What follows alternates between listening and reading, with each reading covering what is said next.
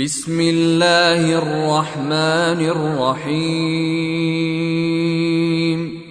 لقد كان لكم في رسول الله أسوة حسنة لمن كان يرجو الله واليوم الآخر وذكر الله كثيرا.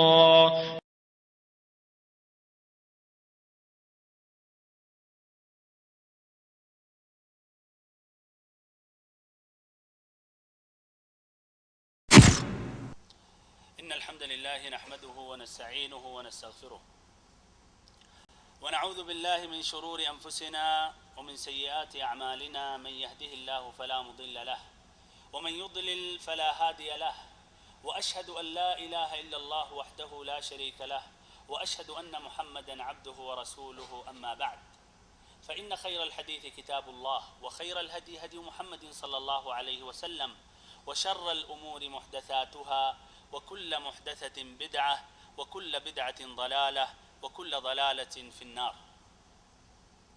اللهم علمنا ما ينفعنا وانفعنا بما علمتنا وزدنا علما وهدى وتوفيقا وسدادا وعملا صالحا يا رب العالمين.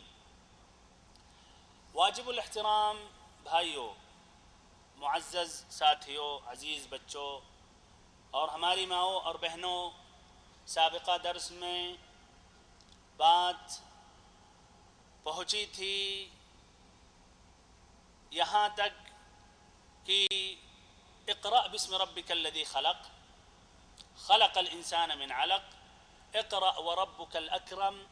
ان آیات کریمہ نازل ہونے کے بعد وحی کچھ عرصے تک منقطع ہو گئی، رک گئی. آپ صلی اللہ علیہ وسلم پر پھر سے وحی کا آغاز ہوا اور اللہ رب العزت نے یہ سورت یا اس سورت کی یہ آیتوں کو نازل کیا. یا ایھا المدثر قم فانذر وربک فکبر، اے کمبل پوش کھڑے ہو جاؤ اور لوگوں کو ڈراؤ اور اپنے رب کی بڑائی بیان کرو. یہ آیت کریمہ نازل ہونے کے بعد آپ صلی اللہ علیہ وسلم اللہ کے اس حکم پر لبیک کہتے ہوئے کھڑے ہو گئے اور لوگوں کو تبلیغ، لوگوں کو دعوت دینے کے لیے اس طرح وہ حاضر ہو گئے اور ان کو دعوت و تبلیغ دینے لگے. کفار قریش ایسے ہی پورے عرب شرک میں ڈوبے ہوئے تھے، بتوں کی عبادت کرتے تھے اور ان کے نزدیک بتوں کی عبادت سے بہتر کوئی اور دین اور مذہب نہیں ہے. ان کے نزدیک اس سے بہتر کوئی دین نہیں تھا،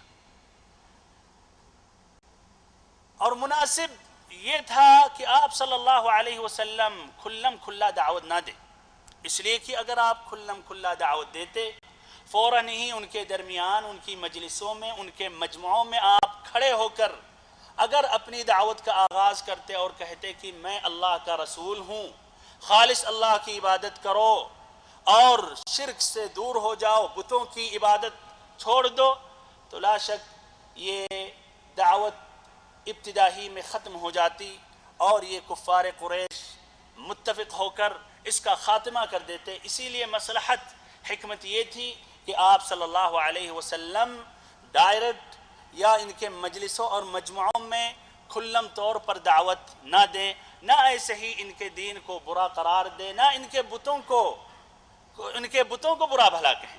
نبی صلی اللہ علیہ وسلم کی دعوت و تبلیغ کو 3 مرحلوں میں ہم تقسیم کر سکتے. پہلا مرحلہ یہ سری دعوت، انفرادی دعوت، اور دوسرا مرحلہ کھلا دعوت، کھلی دعوت. نمبر 3 یا تیسری قسم قریش کے باہر یا مکہ کے باہر اور قبیلوں تک پہنچنا اور ان کو اسلام کا پیغام پہنچانا. تو یہ بھائیو دعوت اللہ کی ابتدا ہوئی انفرادی دعوت سے، سری دعوت سے، چھپ چھپ کر اور ایسے ہی الگ الگ اکا دکا لوگوں سے مل کر. اب آپ صلی اللہ علیہ وسلم نے یہ دعوت دینا آپ نے شروع کی اور یہ بات واضح ہے، فطری بات ہے کہ آپ صلی اللہ علیہ وسلم جب دعوت دیں گے تو سب سے پہلے اپنے قریبی رشتہ داروں کو دعوت دیں گے، اور ایسے ہی جو خاص دوست ہیں جن پر اطمینان ہے، بھروسہ ہے، وہ قابل اعتماد ہیں۔ تو اس طرح چند لوگ اسلام میں داخل ہوئے۔ سب سے پہلے آپ صلی اللہ علیہ وسلم کی بیوی ام المؤمنین حضرت خدیجہ بنت خویلد رضی اللہ عنہ، ایسے ہی آپ کے آزاد کردہ غلام حضرت زید ابن حارثہ رضی اللہ عنہ، ایسے ہی آپ کے چچیرے بھائی علی بن ابی طالب رضی اللہ عنہ، جو آپ صلی اللہ علیہ وسلم کے زیر کفالت بچے تھے، ایسے ہی آپ صلی اللہ علیہ وسلم کے یار غار حضرت ابو بکر رضی اللہ عنہ، یہ سبھی دعوت کے پہلے ہی دن انہوں نے اسلام قبول کیا۔ دعوت کے پہلے ہی دن، جس دن یا ایھا المدثر قم فانذر، یہ آیات کریمہ جب نازل ہوئی تو یہ لوگوں نے اسلام قبول کیا، اور ان کا شمار سابقین الاولین میں ہوتا ہے جنہوں نے سب سے پہلے اسلام قبول کیا۔ حضرت ابو بکر رضی اللہ عنہ اسلام قبول کرنے کے بعد یہ نبی صلی اللہ علیہ وسلم کا ساتھ دینے لگے، اور یہ بھی تبلیغ میں سرگرم ہو گئے۔ ابو بکر رضی اللہ عنہ بھی اچھے اور اونچے خصال و اخلاق کے حامل تھے، اور ایک یہ تاجر تھے، اور ان کا تعلقات لوگوں سے کافی تھا۔ تو انہوں نے بھی جس پر اعتماد کیا، جس پر بھروسہ کیا، جس پر حسن ظن تھا کہ یہ لوگ اسلام قبول کر سکتے ہیں، تو یہ ابو بکر رضی اللہ عنہ نے ان تک، ان کے پاس پہنچے اور اسلام کی دعوت انہوں نے پیش کی۔ اس طرح مزید چند لوگ اسلام میں داخل ہوئے۔ ابو بکر رضی اللہ عنہ کے ذریعے حضرت عثمان رضی اللہ عنہ نے اسلام قبول کیا، ایسے ہی حضرت الزبیر ابن العوام رضی اللہ عنہ، حضرت طلحہ ابن عبید اللہ رضی اللہ عنہ، حضرت عبد الرحمن ابن عوف رضی اللہ عنہ، حضرت سعد ابن ابی وقاص رضی اللہ عنہ، یہ 5 لوگوں نے اسلام قبول کیا۔ اور اس کے بعد ایسے ہی امین امت حضرت ابو عبیدہ عامر بن الجراح رضی اللہ عنہ نے اسلام قبول کیا۔ پھر ایسے ہی سابقین الاولین میں سے ابو سلمہ ابن عبد الاسد ہیں، ایسے ہی ارقم ابن ابی الارقم ہیں، ایسے ہی عثمان ابن مضعون، اور ان کے 2 بھائی قدامہ اور عبداللہ ابن مضعون ہیں، ایسے ہی عبیدہ ابن حاطب ابن مطلب ابن عبد مناف، ایسے ہی سعید ابن زید ابن نفیل رضی اللہ عنہ، اور ان کی بیوی حضرت فاطمہ بنت الخطاب یعنی عمر بن الخطاب رضی اللہ عنہ کی بہن، اور ایسے ہی خباب بن ارد، جعفر ابن ابی طالب اور ان کی بیوی حضرت اسماء بنت عمیس رضی اللہ عنہم، اور ان کے علاوہ بھی ہیں جن کا ذکر ابن ہشام نے اپنی کتاب السیرہ النبویہ میں کیا ہے۔ یہ سبھی لوگ قریش کے خاندان، قریش کے مختلف خاندانوں اور شاخوں سے ان کا تعلق تھا۔ رہی بات قریش کے علاوہ جو باہر سے جنہوں نے اسلام قبول کیا، تو ان میں بھی کچھ حضرات شامل ہیں، جیسے عبداللہ ابن مسعود رضی اللہ عنہ، ایسے ہی عبداللہ ابن جحش الاسدی رضی اللہ عنہ، حضرت بلال ابن رباح رضی اللہ عنہ، حضرت صہیب ابن سنان الرومی رضی اللہ عنہ، ایسے ہی حضرت عمار بن یاسر رضی اللہ عنہ اور ان کے والد یاسر اور ان کی والدہ سمیہ بنت خیاط رضی اللہ عنہم اجمعین، اور ایسے ہی کچھ عورتوں نے بھی اسلام قبول کیا اور شروع اسلام ہی میں یہ اسلام میں داخل ہوئیں۔ ان عورتوں کے علاوہ ام ایمن برکہ الحبشیہ رضی اللہ عنہا، جو نبی صلی اللہ علیہ وسلم کو بچپن میں گود کھلایا کرتی تھی، ایسے ہی حضرت عباس ابن عبد المطلب کی بیوی ام الفضل لبابہ الکبریٰ، ایسے ہی حضرت ابو بکر الصدیق رضی اللہ عنہ کی صاحبزادی اسماء بنت ابی بکر رضی اللہ عنہا ورضی اللہ عن سائر الصحابہ والصحابیات اجمعین. یہ سبھی حضرات کا شمار سابقین اولین میں ہوتا ہے، اور یہ غالباً سری دعوت کے مرحلے میں انہوں نے اسلام قبول کیا. لیکن قطعی طور پر کہہ دینا کہ یہ سبھی 3 سال کے اندر ہی انہوں نے اسلام قبول کیا، یہ محل نظر ہے، اس لیے کہ کافی اختلاف ہے. کچھ صحابیات کے بارے میں آتا ہے یہ 3 سال کے بعد، یعنی جب علنی یا کھلی دعوت کی جب ابتدا ہوئی، شروع ہوئی، تب انہوں نے اسلام قبول کیا. المہم ان سبھی کا شمار جن کی تعداد 130 ہے سابقین اولین میں ہوتا ہے، ان کی تعداد 130 ہے. یہ لوگ چھپ چھپ کر اللہ کی عبادت کرتے تھے، اور آپ صلی اللہ علیہ وسلم بھی ان سے چھپ چھپا کر ہی ملاقاتیں کرتے تھے، اور آپ صلی اللہ علیہ وسلم ان کو تعلیم، ان کی تربیت کیا کرتے تھے. اور اس درمیان 3 سال کے اندر اکثر جو صورتیں نازل ہوئیں وہ چھوٹی چھوٹی صورتیں تھیں. جزء عامہ میں تقریباً پوری صورتیں، 3 صورتوں کے علاوہ اذا جاء نصر اللہ والفتح، اور ایسے ہی المطففین، اور ایک اور صورت ہے، اس کے علاوہ پوری صورتیں مکہ میں نازل ہوئی ہیں. غور کریں، تمام صورتیں نہایت ہی مختصر، نہایت ہی چھوٹی چھوٹی ہیں، اور غالباً اس میں جنت اور جہنم کا ذکر آیا، قیامت کا ذکر آیا، اور ایسے ہی بعث اور نشور کا ذکر آیا. ایسے ہی بھائیوں ابتداءً جو کچھ نازل ہوا اسی میں نماز کا حکم بھی تھا. نماز فرض کب ہوا ہے؟ صلاۃ یا نماز کی فرضیت کب ہوئی ہے؟ یہ واضح ہے کہ اسراء اور معراج کے وقت، اسراء اور معراج میں. لیکن کیا اسراء اور معراج کے وقت سے پہلے کیا صحابہ کرام نماز پڑھتے تھے یا نہیں؟ ابن حجر رحمہ اللہ کہتے ہیں کہ صحابہ کرام اسراء اور معراج میں 5 وقت نماز فرض ہونے سے پہلے بھی پڑھتے تھے. لیکن رہی بات کہ یہ نمازیں فرض تھی یا نہیں، کچھ نمازیں فرض تھی یا نہیں، اس میں اختلاف ہے. اور کچھ اہل علم نے کہا کہ اسراء اور معراج سے پہلے 2 وقتوں کی نماز فرض تھی. ایک نماز سورج کے طلوع سے پہلے اور دوسری نماز سورج کے غروب سے پہلے. بہرحال یہ کس طرح نماز پڑھتے تھے، کہاں جا کے پڑھتے تھے؟ ابن ہشام رحمہ اللہ ذکر کرتے ہیں کہ یہ چھپ چھپ کر گھاٹیوں میں جا کر نماز پڑھتے تھے تاکہ ان کے اہل و عیال اور ان کے اقربا اور مشرکین کو علم نہ ہو.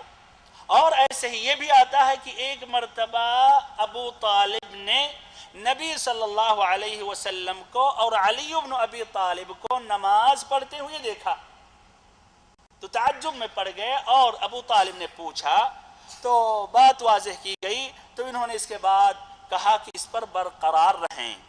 اب یہ عبادت کے علاوہ بھی کوئی اور عبادتیں فرض تھیں. اس وقت نماز کے علاوہ اور کسی بات کے حکم کا پتہ نہیں چلتا.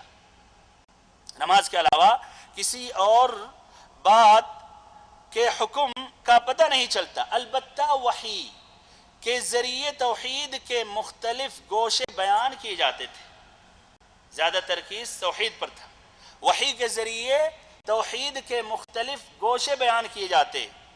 تزکیہ نفس کی رغبت دلائی جاتی تھی، تزکیہ نفس کی رغبت دلائی جاتی تھی. مکارم اخلاق پر ابھارا جاتا تھا. جنت اور جہنم کا نقشہ اس طرح کھینچا جاتا تھا گویا وہ آنکھوں کے سامنے ہیں. ایسے ہی بلیغ وعظ ہوتے تھے جن سے سینے کھل جاتے تھے، روحیں آسودہ ہو جاتی، اور اہل ایمان اس وقت کے انسانی معاشرے سے الگ ایک دوسری ہی فضا کی سیر کرنے لگتے. یہ بھائیو دعوت 3 سال تک جاری رہی، لیکن 3 سال کی مدت کافی تھی کہ یہ بات اوروں تک پہنچ جائے. تو تقریباً بہت سے لوگوں کا علم ہو گیا کہ ایک نئی دعوت کا آغاز مکہ میں ہوا اور محمد صلی اللہ علیہ وسلم ایک نئے دین کی طرف دعوت دے رہے ہیں، اور ایسے ہی کچھ لوگوں کو تکلیفیں اور اذیتیں بھی پہنچی۔ یہ دعوت 3 سال تک افراد تک محدود رہا، مجمعوں میں، محفلوں میں اس کا وجود نہ تھا، اس کا اعلان نہیں ہوا۔ بہرحال مجموعی طور پر یہ کہہ سکتے ہیں کہ مشرکین نے، کفار نے مکمل طور پر عداوت انہوں نے نہیں کی، بلکہ خاص اہمیت انہوں نے اس دعوت کی نہیں دی۔ وجہ کیا تھی؟ اس لیے کہ نبی صلی اللہ علیہ وسلم نے ان کے دین سے کوئی تعرض نہیں کیا تھا، ایسے ہی نہ ان کے بتوں کے بارے میں، معبودات کے بارے میں آپ نے زبان کھولی تھی، اسی لیے انہوں نے بھی تقریباً کھلم انہوں نے دشمنی ظاہر نہیں کی۔ یہ بھائیوں تھا پہلا مرحلہ، نبی صلی اللہ علیہ وسلم کی دعوت کا پہلا مرحلہ تھا۔ اس میں چند فائدے ہیں، ذکر کر رہا ہوں۔ پہلا فائدہ یہ ہے کہ اللہ رب العزت کسی نفس کو اس کی طاقت سے زیادہ بوجھ نہیں رکھتا ہے، اور جو انسان کی استطاعت میں نہیں ہے وہ اللہ تعالیٰ اس کا مطالبہ نہیں کرتا۔ تو ایسے ہی دعوت اللہ کے میدان میں بھی ہر داعی کو، دعوت دینے والے کو حسب استطاعت اس کو اس میں محنت کرنی چاہیے، حسب استطاعت اس کو محنت کرنی چاہیے۔ آپ صلی اللہ علیہ وسلم شروع 3 سال میں کھلا دعوت نہیں دے سکے، اور اگر کھلا دعوت دیتے تو اس میں نقصان تھا، اس لیے آپ نے یہ چھوڑا، لیکن مکمل آپ نے دعوت اللہ کا فریضہ نہیں چھوڑا، بلکہ انفرادی طور پر، سری طور پر اکا دکا کر کے لوگوں تک پہنچتے رہے اور آپ اللہ کا پیغام پہنچاتے رہے۔ دوسرا فائدہ بھائیو یہ ہے کہ ایک مسلمان کو چاہیے کہ کامیابی حاصل کرنے کے لیے عجلت یا جلد بازی نہ کرے، یہ نہیں کہ فوراً بس اپنے مقصد میں کامیاب ہو جائے، اس کی یہی خواہش ہو کہ فوراً اپنے مقصد میں کامیاب ہو جائے۔ لوگ اگر شرک میں ہیں تو چاہے کہ صرف ایک دن اور رات میں 24 گھنٹے میں وہ سب توحید پرست ہو جائیں، توحید پر آ جائیں، خالص اللہ کی عبادت کرنے لگے، یہ ناممکن ہے بھائیو۔ ایسے ہی یہ بھی جاننا چاہیے داعی اللہ کو، ایک مسلمان کو، کہ صحیح فطرت یا خیر تمام نفوس میں موجود ہے۔ ہر نفس بظاہر کتنا شر ہو، اس کے اندر خیر کا مادہ موجود ہے۔ نبی صلی اللہ علیہ وسلم کی حدیث پر غور کریں، ما من مولود یولد الا علی الفطرہ، ہر مولود فطرت اسلام پر پیدا ہوتا ہے۔ تو فطرت سلیمہ پر ہر انسان پیدا ہوتا ہے، لیکن غلط تربیت کی وجہ سے، غلط ماحول ملنے سے، شرک کا ماحول ملنے سے، بتوں کی عبادت کا ماحول ملنے سے، قبروں کی عبادت کا ماحول ملنے سے راہ حق سے بھٹک جاتا ہے اور وہ پھر غیر اللہ کی عبادت کرنے لگتا ہے۔ لیکن یہ خیر کا جو مادہ ہے وہ مکمل طور پر منقطع یا ختم نہیں ہوتا ہے۔ اور اس کی مثال بھائیو ایسی ہے کہ آگ جلانے کے بعد یہ آگ بجھ جاتی ہے کہ نہیں، لیکن یہ راکھ کے اندر بھی یہ پاور یا آگ کا مادہ باقی رہتا ہے۔ اب اگر ایک آدمی نرمی کے ساتھ آہستہ آہستہ پھونک لگائے تو یہ گرد غبار، یہ راکھ اڑتے رہیں گے، اس کے بعد آگ اس کو ملے گی اور پھر یہ آگ سے فائدہ اٹھا سکتا ہے۔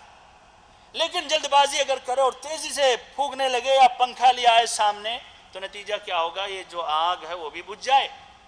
تو مقصد آدمی کو جلد بازی نہیں کرنی چاہیے، حکمت سے، ادب سے، سنجیدگی سے، اچھے اخلاق کے ذریعے اس کو اللہ کا پیغام پہنچانا چاہیے اور جلد بازی نہیں ہونی چاہیے اس مسئلے میں، اور یہ خواہش ہے، یہ سوچ نہیں ہونی چاہیے کہ میں نے خطاب کیا، میں نے سمجھایا اور یہ لوگوں نے ہماری بات نہیں مانی یا یہ شخص نے قبول ہماری بات نہیں کی، بلکہ آپ انتظار کریں، صبر کریں اور کوشش کرتے رہیں جس طرح کہ نبی صلی اللہ علیہ وسلم 3 سال تک آپ کوشش کرتے رہے۔ اور جو جلدی کرے گا، جلدی رچائے گا، تو نتیجہ یہ ہوگا کہ نفع پہنچانے سے زیادہ نقصان پہنچائے گا۔ تیسرا فائدہ بھائیو ہم حاصل کرتے ہیں، یا تیسرا سبق ہم لیتے ہیں خدیجہ رضی اللہ عنہا کے اسلام کی سبقت سے۔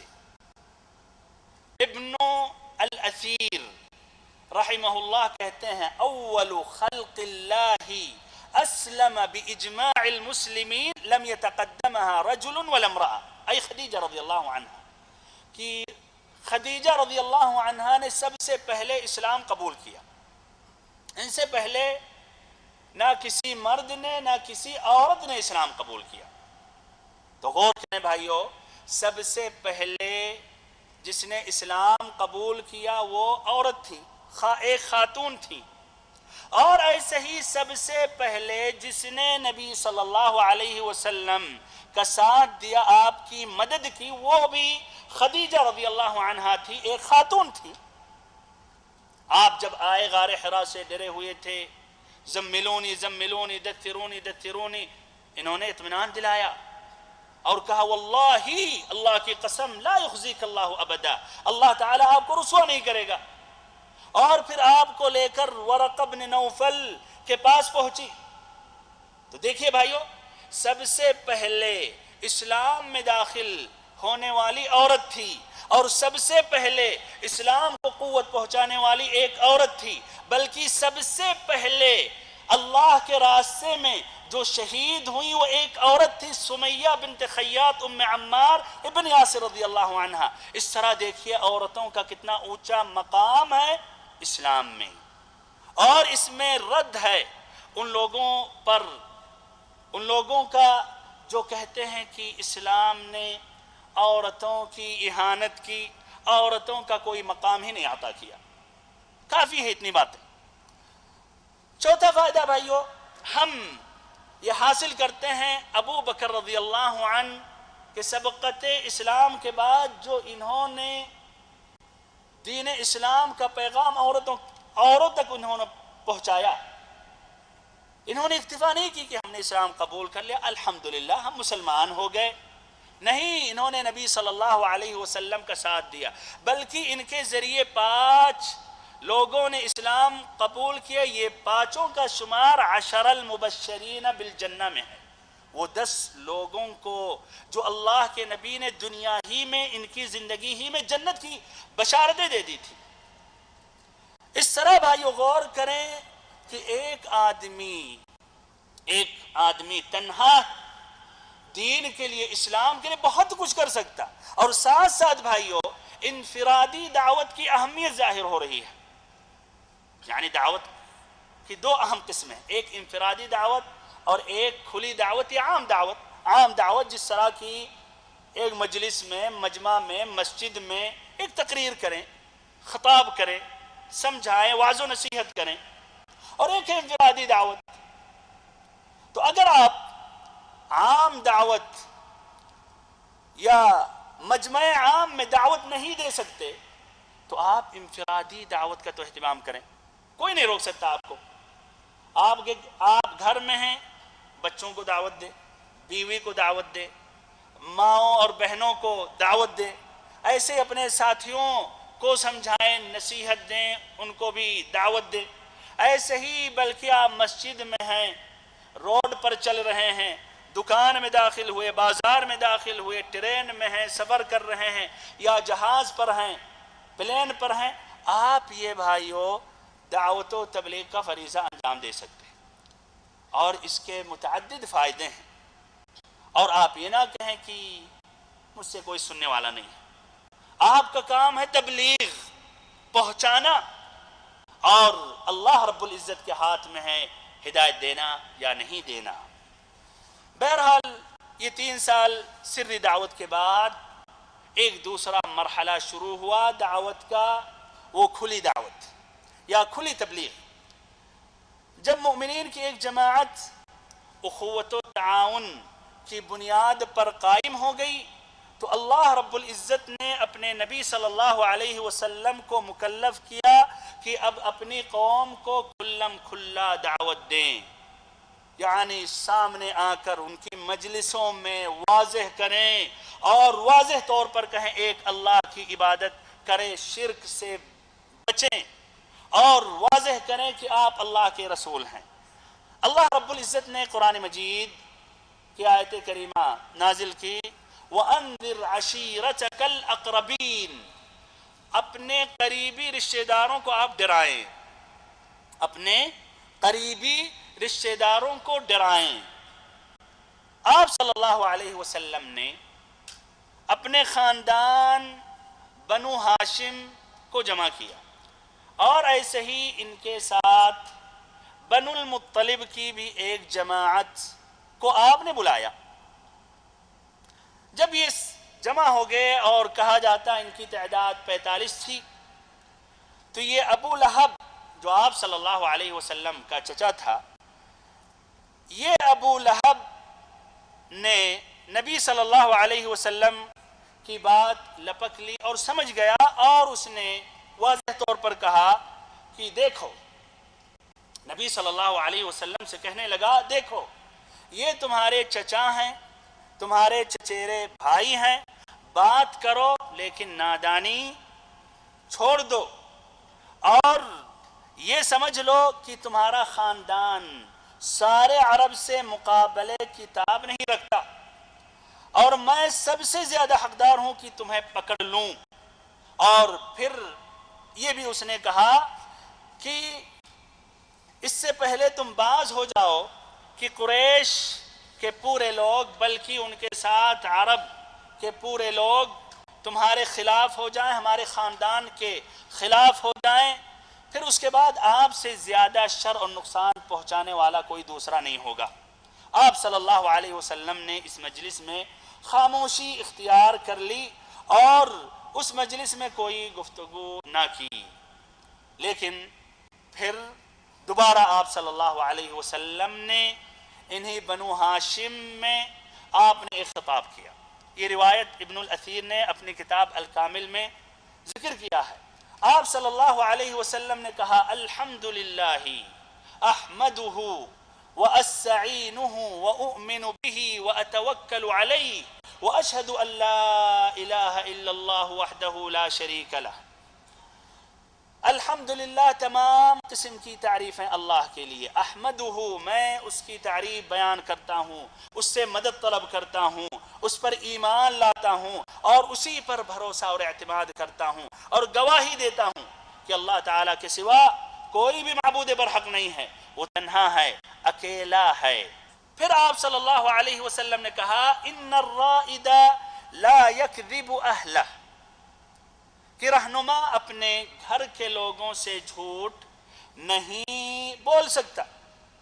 پھر آپ نے کہا، واللہ الذی لا الہ الا ہو انی رسول اللہ الیکم خاصہ وإلی الناس عموما واللہ لتموتن كما تنامون ولتبعثن كما تستيقظون ولتحاسبن بما تعملون وإنها الجنة أبدا او النار ابدا، کہ رب العزت کی قسم جس کے علاوہ کوئی بھی معبود برحق نہیں ہے، میں اللہ کا رسول ہوں، میں اللہ تعالیٰ کی طرف سے بھیجا ہوا رسول ہوں تم سبھی کے لیے خصوصاً اور سارے لوگوں کے لیے عموماً۔ پھر کہا کہ اللہ کی قسم تم سبھی کی موت واقع ہوگی جس طرح کی تم سبھی سوتے ہو، اور تم سبھی کو اللہ تعالیٰ دوبارہ جلائے گا، زندہ کرے گا جس طرح کی سونے کے بعد بیدار ہوتے ہو اور اٹھتے ہو۔ پھر تم سبھی کا اللہ تعالی حساب لے گا، اور پھر اس کے بعد یا تو ہمیشہ ہمیش کے لیے جنت ہے یا تو ہمیشہ ہمیش کے لیے جہنم۔ اس پر ابو طالب نے کہا، ہمیں تمہاری معاونت کس قدر پسند ہے، تمہاری نصیحت کس قدر قابل قبول ہے، اور ہم تمہاری بات کس قدر سچی جانتے اور مانتے ہیں۔ اور پھر یہ بھی کہا ابو طالب نے کہ اللہ تعالیٰ نے یا تمہیں جو حکم ملا اس کو آپ پورا کریں، میں آپ کا ساتھ دیتا رہوں گا، میں آپ کی حفاظت کرتا رہوں گا، لیکن جہاں تک ہماری طبیعت کی بات ہے تو میں اپنے والد عبد المطلب کا دین نہیں چھوڑنا چاہتا ہوں۔ ابو لہب نے کہا کہ یہ اللہ کی قسم برائی ہے، اس کا ہاتھ پکڑ لو، اس کو ابھی تھام لو، اس کو روک دو اس سے پہلے کہ قریش کے لوگ، عرب کے لوگ تم سبھی کے خلاف ہو جائیں، اکٹھا ہو جائیں، پھر تم سبھی کو تباہ کریں۔ اس پر ابو طالب نے کہا واللہ لنمنعنہ ما بقینا، کہ اللہ کی قسم جب تک جان میں جان ہے ہم ان کی حفاظت کرتے رہیں گے۔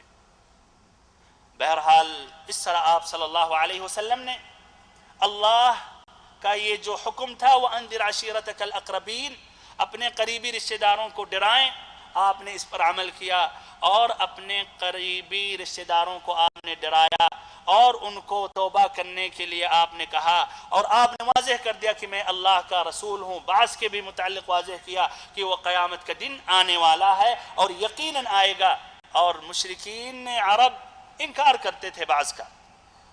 پھر اس کے بعد بھائیو اللہ تعالیٰ نے قرآن مجید کی آیت کریمہ نازل کی فَاصْدَعْ بِمَا تُؤْمَرُ وَأَعْرِضْ عَنِ الْمُشْرِكِينَ، کہ اے اللہ کے نبی آپ کو جو حکم دیا گیا اس کو کھلم کھلا اعلان کریں اور کھلم کھلا واضح کریں، کھلم کھلا لوگوں کو بتائیں اور مشرکوں سے اپنا منہ پھیر لیں۔ اس کے بعد آپ صلی اللہ علیہ وسلم صفا پہاڑی پر چڑھے۔ صفا پہاڑی پر جب چڑھے، سب سے اونچائی پر جب پہنچے تو آپ نے وہاں سے آواز لگائی یا صباحا، ہائے صبح۔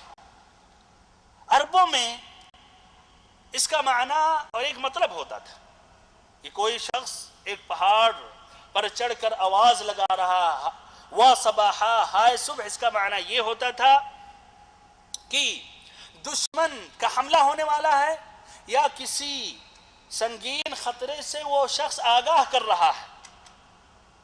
تو یہ بہت مہم بات تھی، اسی لیے لوگوں نے پوچھا، آپس میں پوچھنا انہوں نے شروع کر دی کہ وہ کون سا شخص ہے، وہ کون سا آدمی ہے، وہ کون ہے جو چیخ رہا ہے۔ لوگوں نے کہا وہ محمد ہیں۔ لوگ پہنچنے لگے اور آپ بھی مختلف شاخوں کو پکارنے لگے، یا بنی عدی، یا بنی فہر، یا بنی فلان، یا بنی فلان، یا بنی عبد المطلب، یا بنی عبد مناف۔ پورے لوگ یا اکثر لوگ وہاں پہنچے، اور جو نہ پہنچ سکے انہوں نے کسی آدمی کو بھیج دیا اپنی جگہ پر کہ جا کر دیکھے کہ وجہ کیا ہے، معاملہ کیا ہے۔ جب وہاں پہنچ گئے تو آپ صلی اللہ علیہ وسلم نے فرمایا، کہا اگر یہ بتاؤں میں کہ اس پہاڑ کے پیچھے وادی میں شہسواروں کی ایک جماعت تم پر حملہ آور ہونی چاہ رہی ہے تو کیا تم ہمیں سچ مانو گے؟ کیا تم ہمیں سچا سمجھو گے؟ سبھی نے کہا کہ ہاں، ما جربنا علیک کذبا قط، کہ ہاں ضرور آپ کو ہم سچ مان لیں گے کہ آپ جو کہہ رہے ہیں وہ سچ ہے، جو کہہ رہے ہیں وہ حق ہے، اور یقیناً اس وادی میں شہسواروں کی ایک جماعت ضرور ہوگی، اس لیے ہم نے کبھی آپ کو جھوٹ بولتے ہوئے نہیں پایا۔ تو آپ صلی اللہ علیہ وسلم نے کہا فَإِنِّي نَذِيرٌ لَكُمْ بَيْنَ يَدَيْ عَذَابٍ شَدِيدٍ، اچھا تو میں ایک سخت عذاب سے پہلے تمہیں خبردار کرنے کے لیے بھیجا گیا ہوں۔ پھر اس کے بعد آپ صلی اللہ علیہ وسلم نے حق کی دعوت دی اور آپ نے ان سبھی کو اللہ کے عذاب سے ڈرایا، اور آپ نے خطاب کیا، خاص خطاب کیا، اور ایسے ہی عام لوگوں کو بھی آپ نے خطاب کیا۔ پھر کہا قریش کے لوگوں، اپنے آپ کو اللہ سے خرید لو، اپنے آپ کو اللہ سے خرید لو، جہنم سے بچا لو، میں تمہارے لیے نفع نقصان کا اختیار نہیں رکھتا، اور کل قیامت کے دن اللہ کے عذاب سے بچا نہیں سکتا۔ غور سے سنیں بھائیو، اے قریش کے لوگوں، اے قریش کے لوگوں، تم سبھی اللہ سے اپنے آپ کو خرید لو، اللہ کے جہنم سے بچا لو، میں تم سبھی کے لیے تمہارے لیے نفع اور نقصان کا مالک نہیں ہوں، نفع نقصان کا اختیار نہیں رکھتا ہوں، اور کل قیامت کے دن اللہ کے عذاب سے میں کسی کو بچا نہیں سکوں گا۔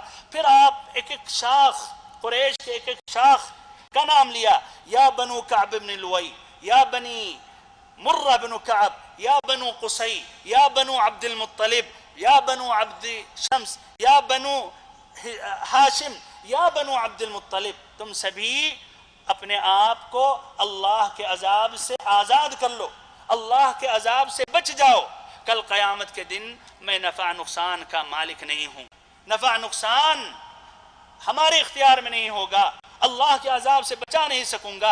اے العباس ابن عبد المطلب، اپنے آپ کو اللہ کے عذاب سے سودا کر لو، اللہ کے عذاب سے بچا لو۔ اے نبی، اے محمد صلی اللہ علیہ وسلم کی پھوپھی صفیہ بنت عبد المطلب، تم بھی اپنے آپ کو، اپنے نفس کو اللہ کے عذاب سے آزاد کر لو، کل قیامت کے دن میں کسی کے لیے نفع نقصان کا اختیار نہیں رکھ سکوں گا، نہ نفع اور نقصان کا میں مالک رہوں گا، میں کسی کو اللہ کے عذاب سے بچا نہیں سکوں گا۔ اے فاطمہ بنت محمد صلی اللہ علیہ وسلم رضی اللہ عنہ، اپنے آپ کو اللہ کے عذاب سے خرید لو، اپنے آپ کو بچا لو، میں نفع نقصان کا مالک نہیں ہوں، دنیا میں جتنا چاہو مال لے لو، لیکن کل قیامت کے دن میں کسی کے لیے فائدہ نہیں پہنچا سکوں گا۔ یعنی اگر تم میں سے کسی نے اپنے آپ کو اللہ کے عذاب سے نہ بچا سکا، یعنی اللہ پر ایمان لا کر اور میری تصدیق کر کے اور شرک سے برات، شرک سے توبہ کر کے، تو کل قیامت کے دن میں کسی کو فائدہ نہیں پہنچا سکتا، کسی کو جہنم سے جنت میں نہیں لا سکتا، کسی سے بھی ہم نقصان یا اللہ کے عذاب کو ہم دور میں نہیں کر سکتا۔ ہمارے بھائیوں، یہ عظیم خطبہ تھا جس میں آپ صلی اللہ علیہ وسلم نے واضح کر دیا، بلکہ ایک ایک خاندان کا نام لے لے کر آپ نے کہا کہ تم سبھی اللہ کے عذاب سے بچ جاؤ۔ رہی بات لوگوں نے کیا رویہ اختیار کیا اس کے بعد، تو غالباً ضرور متاثر ہوئے اس وقت، لیکن بعد میں جب روزمرہ کے اعمال میں مشغول ہوئے، اپنے بچوں میں گئے، تو اس طرح یہ تاثیر ختم ہو گئی یا کمزور ہو گئی۔ رہی بات ابو لہب کی، جو موجود تھا تو اس نے بدتمیزی ظاہر کی اور بدتمیزی کے ساتھ پیش آیا اور کہنے لگا نبی صلی اللہ علیہ وسلم کو، تبا لک الہذا جمعتنا، تو سارے دن غارت ہو، تم نے ہمیں اسی لیے بلایا تھا، اسی لیے جمع کیا تھا۔ اللہ تعالیٰ نے قرآن مجید سے مکمل ایک سورت نازل کی ابو لہب کے متعلق، کہا تبت یدا ابی لہب وتب، کہ ابو لہب کے دونوں ہاتھ غارت ہو جائیں، یعنی ٹوٹ جائیں اور وہ خود غارت ہو۔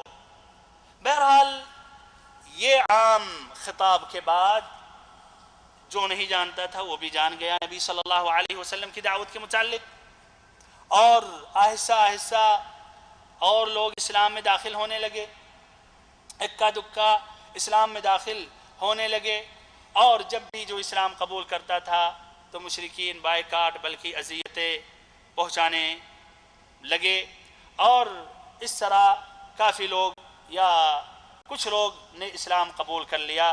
اور اس کے بعد یہ چند فائدے اس واقعے سے یا کھلی دعوت میں جو چند باتیں میں نے ذکر کی اس سے میں ذکر کر رہا ہوں۔ پہلا فائدہ یا پہلا سبق بھائیو یہ ہے، غور کریں قرآن مجید کی اس آیت پر، قم فانذر، قم فانذر، کھڑے ہو جاؤ اور لوگوں کو ڈراؤ۔ پھر ایسے ہی وانذر عشیرتک الاقربین، اپنے قریبی رشتہ داروں کو ڈرائیں۔ ایسے ہی فاصدع بما تؤمر واعرض عن المشرکین، کہ اللہ تعالیٰ کے پیغام کو کھلم کھلا بیان کریں، واضح کریں، اعلان کریں، پہنچائیں، اور مشرکوں سے منہ پھیر لیں۔ اس سے واضح ہو رہا کہ سب سے اہم مسئلہ جس کی طرف نبی صلی اللہ علیہ وسلم نے دعوت دی شروع میں، وہ توحید کا مسئلہ تھا، وہ تھا توحید کا مسئلہ، یعنی خالص صرف اور صرف اللہ کی عبادت کی طرف دعوت دینا۔ اور یہ بھائیو تمام انبیاء اور رسولوں کا یہی منہج ہے. ان کی ابتدائی دعوت توحید سے شروع ہوتی تھی. سب سے پہلے وہ خالص اللہ کی عبادت کی طرف دعوت دیتے تھے. اللہ رب العزت نے فرمایا وَلَقَدْ بَعَثْنَا فِي كُلِّ أُمَّةٍ رَسُولًا أَنِ اعْبُدُوا اللَّهَ وَاجْتَنِبُوا الطَّاغُوتَ. ہم نے ہر امت میں ہر بستی میں رسول بھیجا. ہر رسول یہ کہتا تھا أَنِ اعْبُدُوا اللَّهَ کہ اللہ کی عبادت کرو، وَاجْتَنِبُوا الطَّاغُوتَ اور طاغوت کی عبادت سے بچو، یعنی غیر اللہ کی عبادت سے بچو. ایسے ہی رب العزت نے سورۃ الاعراف میں، سورۃ ہود میں انبیاء کا واقعہ ذکر کیا اور اس میں واضح کیا کہ ہر نبی کی ابتدائی دعوت یا دعوت کی ابتدا خالص اللہ کی عبادت کی طرف دعوت دینے سے شروع ہوئی. اللہ رب العزت نے سورۃ الاعراف میں فرمایا لَقَدْ أَرْسَلْنَا نُوحًا إِلَىٰ قَوْمِهِ، ہم نے نوح علیہ السلام کو ان کی قوم میں بھیجا، مبعوث کیا. فقال یا قوم تو کہا کہ ہماری قوم، کیا کہا؟ نماز پڑھو، مسجد کی طرف آؤ، قرآن پڑھو، ذکر کرو. کیا کہا شروع میں؟ فقال یا قوم اعبدوا اللہ ما لکم من الہ غیرہ. غور کریں بھائیو، اللہ کی عبادت کرو، صرف اتنا نہیں کہتے تھے انبیاء کہ اللہ کی عبادت کرو. اس لیے کہ اگر آپ یہ کہیں گے اللہ کی عبادت کرو تو اس کا ایک یہ بھی مفہوم نکل سکتا کہ اللہ کی عبادت کرتے رہو اور ساتھ ساتھ اپنے معبودات باطلہ کی بھی عبادت کرتے رہو. جبکہ نہیں، وہ کہتے تھے اعبدوا اللہ ما لکم من الہ غیرہ، کہ اللہ کی عبادت کرو، اس کے علاوہ تمہارا کوئی بھی معبود برحق نہیں ہے. ایسے ہی رب العزت نے اسی سورۃ الاعراف میں ذکر کیا وَإِلَىٰ عَادٍ أَخَاهُمْ هُودًا قَالَ يَا قَوْمِ اعْبُدُوا اللَّهَ مَا لَكُمْ مِنْ إِلَٰهٍ غَيْرُهُ کہ ہم نے قوم عاد میں ہود علیہ السلام کو نبی بنا کر بھیجا. انہوں نے کہا اے ہماری قوم اللہ کی عبادت کرو، اس کے علاوہ تمہارا کوئی بھی معبود برحق نہیں ہے. وَإِلَىٰ ثَمُودَ أَخَاهُمْ صَالِحًا قَالَ يَا قَوْمِ اعْبُدُوا اللَّهَ مَا لَكُمْ مِنْ إِلَٰهٍ غَيْرُهُ. وَإِلَىٰ مَدْيَنَ أَخَاهُمْ شُعَيْبًا قَالَ يَا قَوْمِ اعْبُدُوا اللَّهَ مَا لَكُمْ مِنْ إِلَٰهٍ غَيْرُهُ. ایسے ہی بھائیو انہی الفاظ میں سورۃ ہود میں بھی اللہ تعالیٰ نے ذکر کیا، کہا وَإِلَىٰ عَادٍ أَخَاهُمْ هُودًا قَالَ يَا قَوْمِ اعْبُدُوا اللَّهَ مَا لَكُمْ مِنْ إِلَٰهٍ غَيْرُهُ. وَإِلَىٰ ثَمُودَ أَخَاهُمْ صَالِحًا قَالَ يَا قَوْمِ اعْبُدُوا اللَّهَ مَا لَكُمْ مِنْ إِلَٰهٍ غَيْرُهُ. وَإِلَىٰ مَدْيَنَ أَخَاهُمْ شُعَيْبًا قَالَ يَا قَوْمِ اعْبُدُوا اللَّهَ مَا لَكُمْ مِنْ إِلَٰهٍ غَيْرُهُ. ایسے ہی سورۃ المؤمنون میں رب العزت نے فرمایا وَلَقَدْ أَرْسَلْنَا نُوحًا إِلَىٰ قَوْمِهِ فَقَالَ يَا قَوْمِ اعْبُدُوا اللَّهَ مَا لَكُمْ مِنْ إِلَٰهٍ غَيْرُهُ. اعْبُدُوا اللَّهَ مَا لَكُمْ مِنْ إِلَٰهٍ غَيْرُهُ. اللہ کی عبادت کرو، یعنی صرف اللہ کی عبادت کرو، اس کے علاوہ تمہارا کوئی بھی معبود برحق نہیں ہے. ایسے رب العزت نے فرمایا وَمَا أَرْسَلْنَا من قبلك من رسول إلا نوحي إليه أنه لا إله إلا أنا فاعبدون کہ اے اللہ کے نبی ہم نے آپ سے پہلے جتنے بھی رسول ہم نے بھیجا، جتنے بھی نبی ہم نے بھیجا، سب کے طرف ہم نے وحی کی لا الہ الا انا، کہ میرے سوا کوئی بھی معبود برحق نہیں ہے. صرف یہ نہیں کہتے تھے انبیاء کرام کہ اللہ کی عبادت کرو. آج بہت سے ہمارے بھائی لا الہ الا اللہ کی طرف دعوت دیتے ہیں تو کہتے ہیں لا الہ الا اللہ یعنی اللہ کی عبادت کرو، اللہ خالق ہے، اللہ مالک ہے، اللہ روزی دینے والا ہے، اللہ ہر چیز پر قادر ہے. یہ بات حق ہے، لیکن یہ بھائیو لا الہ الا اللہ کی مکمل تعریف نہیں ہے. یہ لا الہ الا اللہ کا ناقص تعریف ہے، اس میں نقص ہے. یہ نقص ہے. انبیاء کرام کہتے تھے اعبدوا اللہ ما لکم من الہ غیرہ، صرف الا اللہ نہیں کہتے تھے بلکہ لا الہ الا اللہ کہتے تھے.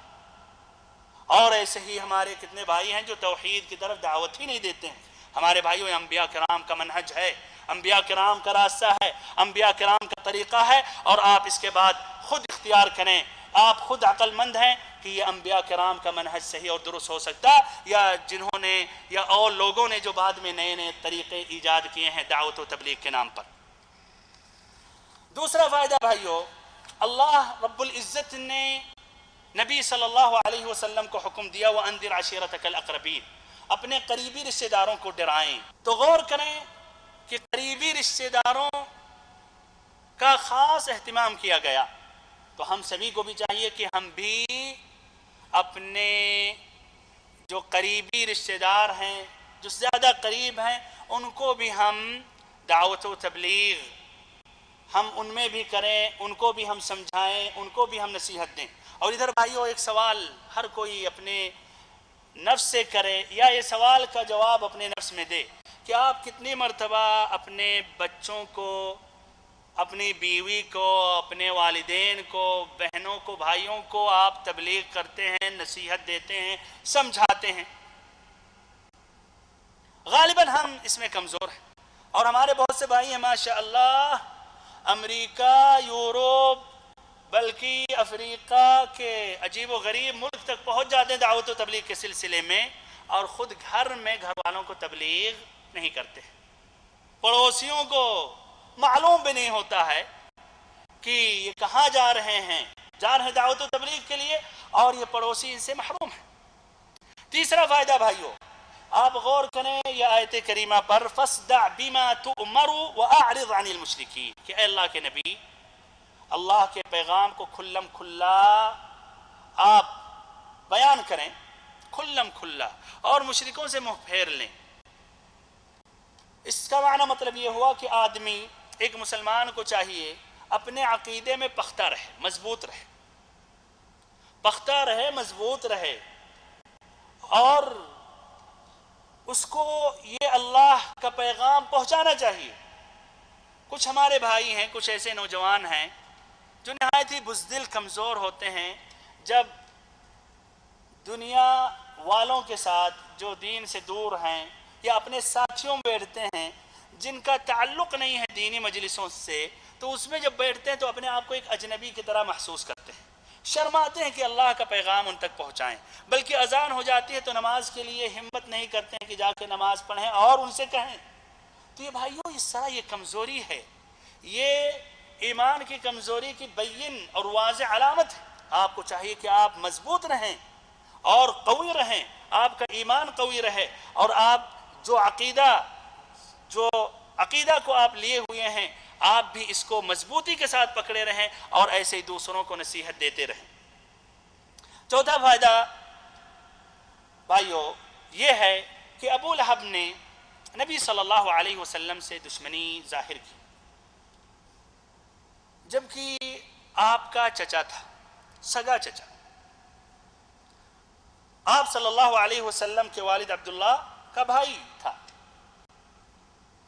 اس میں ایک حکمت ہے، حکمت یہ ہے تاکہ پورے دنیا والوں کے لیے بات واضح ہو جائے کہ یہ نبی صلی اللہ علیہ وسلم کی رسالت، نبی صلی اللہ علیہ وسلم کی یہ دعوت، یہ کوئی خاندانی دعوت نہیں ہے، یہ نسلی یا قبائلی عصبیت پر قائم ہونے والی دعوت نہیں ہے، بلکہ اللہ کا دین ہے، تمام لوگوں کے لیے ہے۔ یہ صرف بنو ہاشم کے لیے نہیں ہے، صرف بنو عبد المطلب کے لیے نہیں ہے، صرف قریش کے لیے نہیں ہے۔ اور اگر یہ خاص دعوت ہوتی، خاندانی دعوت ہوتی جو قبائلی عصبیت پر قائم ہوتی، تو غالباً ابو لہب نبی صلی اللہ علیہ وسلم کے ساتھ ہوتا۔ ایسے ہی بھائیو، پانچواں فائدہ یہ ہے کہ ابو لہب نے بدتمیزی کے ساتھ نبی صلی اللہ علیہ وسلم کا سامنا کیا، اور آپ صلی اللہ علیہ وسلم سے اس نے کہا تبا لک لہذا جمعتنا۔ اس میں تمام دعات اللہ کے لیے سبق ہے کہ جب وہ حق کا پیغام لے کر اٹھیں گے اور لوگوں کو سمجھائیں گے، لوگوں کو دعوت دیں گے، تو ایسے ابو لہب کی طرح اور کئی ابو لہب کھڑے ہو کر برا بھلا کہیں گے۔ تو جب یہ لوگ برا بھلا کہیں تو اس وقت نبی صلی اللہ علیہ وسلم کی سیرت کو اپنے ذہن کے سامنے رکھ لیں اور کہیں کہ جو ہم سے بہتر محمد صلی اللہ علیہ وسلم تھے، ان کے ساتھ بھی ایسے ابو لہب پیش آیا تھا، جبکہ وہ خاص آپ کا قریبی رشتہ دار تھا، آپ کا چچا تھا، اس نے بھی نبی صلی اللہ علیہ وسلم کو برا بھلا کہا تھا۔ ساتواں فائدہ بھائیو، تبت یدا ابی لہب وتب، یہ سورت جو نازل ہوئی اس میں ایک عظیم معجزت ہے۔ اللہ تعالیٰ نے واضح کر دیا ابو لہب کے بارے میں کہ یہ جہنمی ہوگا، سیصلی نارا ذات لہب، یہ دہکتی آگ میں ڈالا جائے گا۔ اب اس کا معنی مطلب یہ ہوا کہ ابو لہب اسلام قبول نہیں کرے گا۔ یہ بھائیوں نبی صلی اللہ علیہ وسلم کا کلام قطعا نہیں ہو سکتا، یہ بشری طاقت میں یہ نہیں ہے کہ جزم اور یقین کر لے کسی شخص کے بارے میں کہ یہ شخص ایمان اب نہیں لائے گا، بلکہ یہ علامت اور بین نشانی ہے کہ اللہ کا کلام ہے جس نے یہ فیصلہ سنا دیا کہ یہ ابو لہب اب جہنمی ہوگا۔ اور بھائیو سبحان اللہ، غور کرتے رہیں اللہ کا فیصلہ کس طرح حق تھا۔ یہ ابو لہب اس کے بعد جیتا رہا، اس کے بعد بھی جیا، لیکن کبھی نہیں ہوا کہ آ کے چاہے ایسے ہی مثلا قرآن مجید کی اس صورت کی مخالفت کرتے ہوئے یہ کہے کہ اے اللہ کے رسول یا اے محمد صلی اللہ علیہ وسلم میں آپ پر ایمان لاتا ہوں، نہیں کہا، کہنے کی توفیق نہیں ہوئی۔ کیوں؟ اس لیے کہ اللہ نے اپنا فیصلہ سنا دیا۔ اس کا معنی یہ ہے کہ اب ایمان نہیں لا سکتا، بلکہ منافقوں کے طرح بھی کم سے کم اوپر یا زبان سے صرف ایمان لا کر یہ کہہ دے، یہ ناممکن ہے۔ تو یہ بین نشانی کلام اللہ کا کلام ہے۔ اگر یہ محمد صلی اللہ علیہ وسلم کا کلام ہوتا تو آپ اس طرح قطعی طور پر آپ نہیں کہہ سکتے کہ یہ آدمی اب یہ جہنمی ہوگا اور یہ ایمان نہیں لا سکتا۔ ساتواں اور آخری فائدہ بھائیو یہ ہے، غور کریں جب نبی صلی اللہ علیہ وسلم نے قریش کے لوگوں کو پکارا، بلکہ قریش کے مختلف خاندانوں کو آپ نے پکارا نام لے کر کہ اے بنی عبد المطلب، اے بنی عبد شمس، تم سبھی اپنے آپ کو اللہ کے آگ سے بچا لو، میں نفع نقصان کا مالک نہیں ہوں، کل قیامت کے دن میں کسی کو اللہ کے عذاب سے بچا نہیں سکتا۔ غور کریں بھائیو، یہ نبی صلی اللہ علیہ وسلم کے کلام پر، پھر دوسرے طرف نظر ڈالیں ان بدبختوں پر، ان پیروں پر جو اپنے آپ کو کہتے ہیں ہم اللہ کے اولیاء ہیں، جو کہتے ہیں ہم سے بیعت کرو اور میں کل قیامت کے دن جنت کے دروازے بلکہ جنت کے اندر تک ہم داخل کرنے کی ذمہ داری ہم لیتے ہیں۔ یہ بدبخت، یہ نالائق، یہ گنہگار، یہ فاسق یہ دعویٰ کر رہے ہیں، جبکہ نبی صلی اللہ علیہ وسلم سید الاولین والآخرین، حبیب رب العالمین، سید ولد آدم، واضح طور پر تأکید کرتے ہوئے پورے قریش کے لوگوں کے ساتھ، پورے قریش کے لوگوں سے کہتے ہوئے، بلکہ ایک قبیلہ، ایک خاندان کا نام لے کر، بلکہ اپنے چچا، اپنے پھوپھی، اپنی بیٹی کا نام لے کر آپ کہہ رہے ہیں کہ میں کل قیامت کے دن کسی کو نفع یا نقصان نہیں پہنچا سکتا، کسی کو اللہ کے عذاب سے نہیں بچا سکتا، اور یہ کس کا گارنٹی لے رہے ہیں؟ بھائی غور کریں کہ کس قدر وہ جاہل ہیں، اور اس سے بڑے جاہل وہ لوگ ہیں جو ان کے چکروں میں پھنس جاتے ہیں، جو نام لیتے ہیں نبی صلی اللہ علیہ وسلم کی، درود و سلام بھی پڑھتے ہیں اور کہتے ہیں ہم نبی صلی اللہ علیہ وسلم سے محبت کرتے ہیں اور نبی صلی اللہ علیہ وسلم کی سیرت سے غافل ہیں۔ ایسے ہی بھائیو وہ لوگ جو قبروں پر مردوں سے جا کر مانگتے ہیں، قبروں کا طواف کرتے ہیں، چادریں چڑھاتے ہیں، مرغ چڑھاتے ہیں، اور پھر کہتے ہیں کہ اصحاب قبور اللہ تک پہنچ کر ان کی شفاعت، ان کی سفارش کریں گے۔ غور کریں، یہاں نبی صلی اللہ علیہ وسلم زندہ ہیں، ان کے درمیان ہیں اس وقت، اور کہہ رہے ہیں کسی کا نفع نہیں پہنچا سکتا، کسی کو اللہ کے عذاب سے روک نہیں سکتا، اور یہ مردوں سے مانگ رہے ہیں۔ بھائیو کس قدر یہ عقل ماری گئی ہم مسلمانوں کی۔ لا الہ الا اللہ پڑھ رہے ہیں لیکن صرف زبان پر ہے، محمد الرسول اللہ پڑھ رہے ہیں یہ بھی صرف زبان پر ہے، عمل نہیں کر رہے ہیں، نہ اللہ کی کما حقہ عبادت کر رہے ہیں، نہ نبی صلی اللہ علیہ وسلم کی کما حقہ ہم اتباع کر رہے ہیں۔ اللہ رب العزت نے ان لوگوں کے بارے میں فرمایا جو اصحاب قبور، جو مردوں سے مانگتے ہیں، والذین تدعون من دونہ ما یملکون من قطمیر، کہ جو اللہ تعالی کے سوا اوروں سے جو مانگ رہے ہو، سوال کر رہے ہو، یہ ایک قطمیر کے بھی مالک نہیں ہے۔ قطمیر کیا ہے بھائیو؟ کھجور جانتے ہیں؟ کھجور کو کھولیں، اس میں کیا ہے؟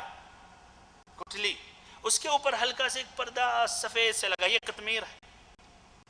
والذین تدعون من دونہ، جو اللہ کے سوا دوسروں کو جو پکارے ایک قطمیر کے بھی مالک نہیں ہے. ان تدعوہم لا يسمعوا دعاءکم، اگر ان کو پکارو تو تمہاری پکار نہیں سن سکتے. لا يسمعوا دعاءکم، تمہاری پکار نہیں سن سکتے. وَلَوْ سَمِعُوا، اور اگر یہ سن بھی لیں، یعنی اللہ تعالی ہر چیز پر قادر، اگر سنا بھی دے، مَسْتَجَابُوا لَكُمْ، جواب نہیں دے سکتے، پورا نہیں کر سکتے جو مانگ رہے ہو. وَلَوْ سَمِعُوا مَسْتَجَابُوا لَكُمْ وَيَوْمَ الْقِيَامَةِ يَكْفُرُونَ بِشِرْكِكُمْ، اور قیامت کے دن جب حقیقت واضح ہوگی تو جو شرک کیا ہے ان کے ساتھ اس سے براءت ظاہر کریں گے. ہمارے بھائیو، یہ چند فائدے تھے اس موضوع کے متعلق. اللہ تعالیٰ سے آخری میں ہم دعا کرتے ہیں کہ اللہ تعالیٰ ہم سبھی کو سچا اور پکا مسلمان بنائے، جب تک زندہ رکھے اسلام کی حالت میں، جب ہماری موت آئے تو ایمان کی حالت میں ہم سبھی رہیں، اور ہم سبھی کو زندگی کے آخری لمحات میں لا الہ الا اللہ محمد رسول اللہ کہنے کی توفیق دے. وصلی اللہ وسلم وبارک وانعم علی عبدک ورسولک محمد.